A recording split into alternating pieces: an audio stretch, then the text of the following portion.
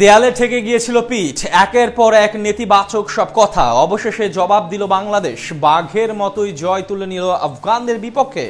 অর্জনের তর্জনী উড়িয়ে লাল সবুজের পতাকা ওড়ালো মরুর বুকে। আগে ব্যাট করে তামিম খেললেন দুর্দান্ত ইনিংস, এরপর বল হাতে নৈপুণ্য দেখান নাসুম তাসকিনরা।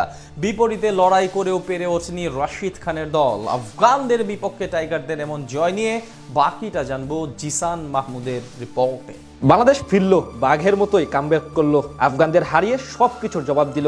বাংলাদেশের জন্য ছিল বাঁচা মরার লড়াই, গোটা দেশ তাকিয়েছিল তাদের দিকে। গুরুত্বপূর্ণ ম্যাচে টস জিতে ব্যাটিং করাটাই নিরাপদ মনে করেছেন ক্যাপ্টেন লিটন দাস, যেখানে একাদশে এনেছেন 4 পরিবর্তন। ইমনের জায়গায় তামিমের সাথে ওপেন করতে আসেন সাইফ। প্রথম ওভারে মানিয়ে নিতে বেশ কষ্ট হচ্ছিল তার, বিপরীতে শুরু থেকেই হাত খুলে খেলতে থাকেন তানজিদ তামিম। চতুর্থ ওভারে ফজল হক ফারুকীর বলে টানা 4টি বাউন্ডারি মারেন তিনি। উল্টো দিকে সাইফ হাসান ছিলেন বেশ ধীরগতির, যদিও তাদের পাওয়ার প্লেতে কোনো উইকেট নিতে পারেনি আফগানিস্তান। আর টাইগারদের স্কোরবোর্ডে জমা পড়ে বিনা উইকেটে 59 রান। এরপর অবশ্য একসাথে বেশি দূর আগাতে পারেনি তারা। সপ্তম ওভারে রাশিদ খানের বলে বোল্ড হয়ে প্রথম ব্যাটার হিসেবে পেভিলিয়নে ফিরেন সাইফ হাসান। তার কাছ থেকে আসে 28 বলে 30 রান। এরপর অধিনায়ক লিটনকে সঙ্গে নিয়ে জুটি করার চেষ্টা করেন তামিম, কিন্তু সেখানেও বেশিক্ষণ সাপোর্ট দিতে পারেননি টাইগার কাপ্তান। 10 বলে 8 রান করে নূর আহমেদের প্রথম বলেই এলবিডব্লিউর শিকার হন লিটন। তবে এক প্রান্ত আগলে রেখে দারুণ খেলছিলেন তানজিদ, মাত্র 28 বলে স্পর্শ করেন অর্ধশতকের গন্ডি, কিন্তু এরপর আর টিকতে পারেননি তিনিও। একই বোলারের বিপক্ষে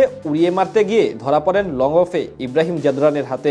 তার কাছ থেকে আসে ব্যক্তিগত সর্বোচ্চ 52 রানের ইনিংস। তার বিদের সাথে সাথে যেন গতি কমতে থাকে টাইগারদের রানের চাকার। মাঝে 11 বলে 11 রান করে আউট হন শামীম হোসেন পাটোয়ারি। একদিক থেকে লড়াই অবশ্য অব্যাহত রাখেন তাওহিদ হৃদয়, তার সাথে জাকের আলীও চেষ্টা করেন জানপ্রাণ দিয়ে, কিন্তু আফগানদের নিয়ন্ত্রিত বোলিং এর সামনে তেমন আগ্রাসী হতে পারেননি কেউ।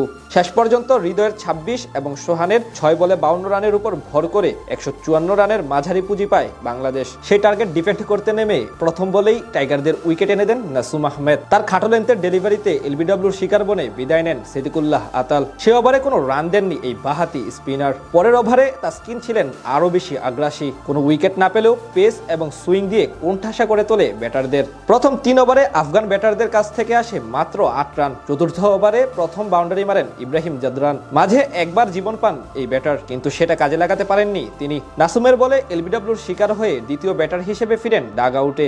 ইব্রাহিমের কাছ থেকে আসে মাত্র 5 রান। পাওয়ার প্লেতে তাদের স্কোরবোর্ডে জমা পড়ে 2 উইকেটে মাত্র 27 রান। এক প্রান্ত আগলে রেখে অবশ্য দারুণ ব্যাট চালাচ্ছিলেন রহমানুল্লাহ গুরবাজ, তার সাথে যুক্ত হন গুলবাদিন নাইব, কিন্তু নবম ওভারে তাদের 33 রানের জুটি ভেঙে টাইগারদের ম্যাচে ফিরান রিশাদ হোসেন। শেষ 10 ওভারে আফগানদের দরকার ছিল 94 রান। সেখান থেকে দলের হাল ধরেন আজমতুল্লাহ ওমরজাই।